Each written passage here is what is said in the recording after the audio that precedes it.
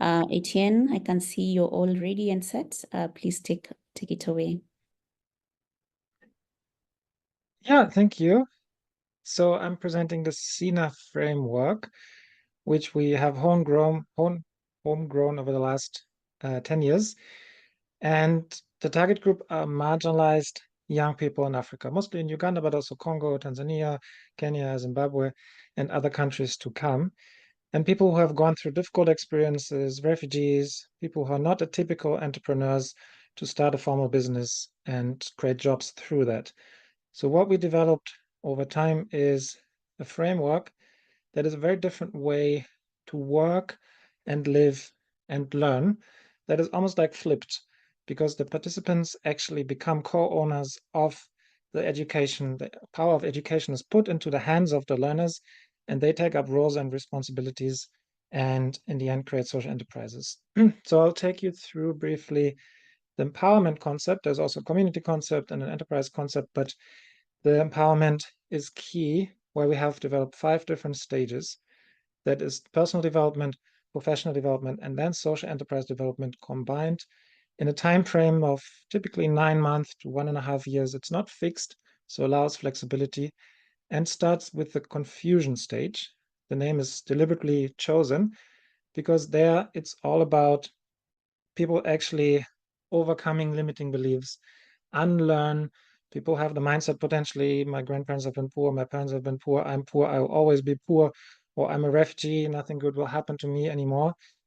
This is just mindset. So we have to overcome those limiting beliefs and help people to evaluate themselves and see maybe that the past, the difficult past, doesn't have to define the future, but new goals can be set and partly worked on every day. The goals can actually then be achieved.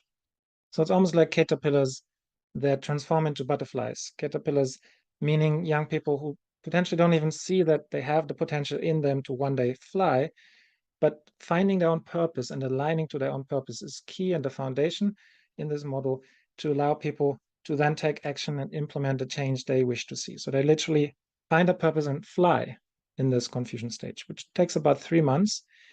And then we have the emerging stage. Now people know what they want to achieve in life, but typically don't have yet the experiences and the skills to make that happen. And this is where self-organization comes in. People start taking up roles and responsibilities, basically create their own curriculum by the roles and responsibilities they take up, meaning the community is self-organized. There's not even really any staff because everything is managed by the participants, who we call scholars. And we call that free responsibility. Freedom and responsibility combined in one word, because they cannot be separated. So people get a lot of freedom to take decisions and to grow, and also have to be responsible. And the more responsibility people take, the more freedom they gain. Start with small roles, bigger roles, more responsibilities. One day they're in charge of budgets, they're in charge of making decisions. And then the step towards creating their own enterprise, their own social enterprise, starts to become a small step because they're already in charge of bigger things, like an entrepreneur finding new solutions to challenges that present themselves. And then those new ideas that come up while doing the work, while being immersed in the work, are being tested, tried out. People can fail, learn from the failures, and try again and try again. That's why there's no fixed time frame, but people in the end graduate when their own social enterprise is financially self-sustainable. So validating assumptions has to be done, customers have to be discovered, solution has to be tested, people have to find the right composition of the team, and also try out new things that in the end something can work.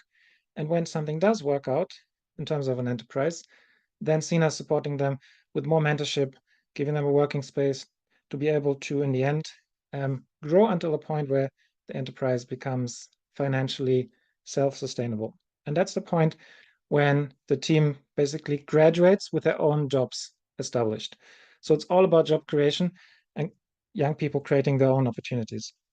And as I started in Uganda in 2014 with the first community, but today we have 18 SINA communities, whereby each SINA community is locally owned, locally run, for the community, by the community. Half of them are in refugee communities as well.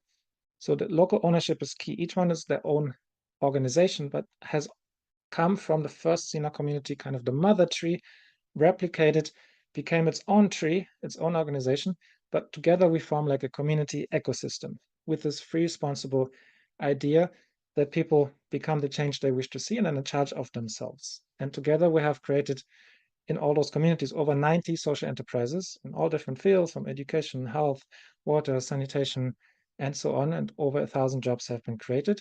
And we have new communities upcoming next year as well, Nigeria and Rwanda, and even potentially beyond Africa for the first time, and on the track to kind of an exponential growth in terms of more and more communities adopting the model.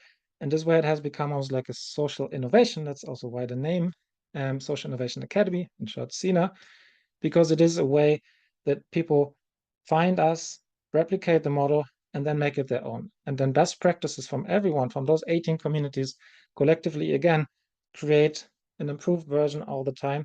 And it becomes like a regenerative cycle within each community to collectively improve on the ground, but also collectively as a whole ecosystem to improve over time the whole framework and have it as a social innovation that can, again, change the way we live and learn and work collectively. So that's a little bit of a brief highlight.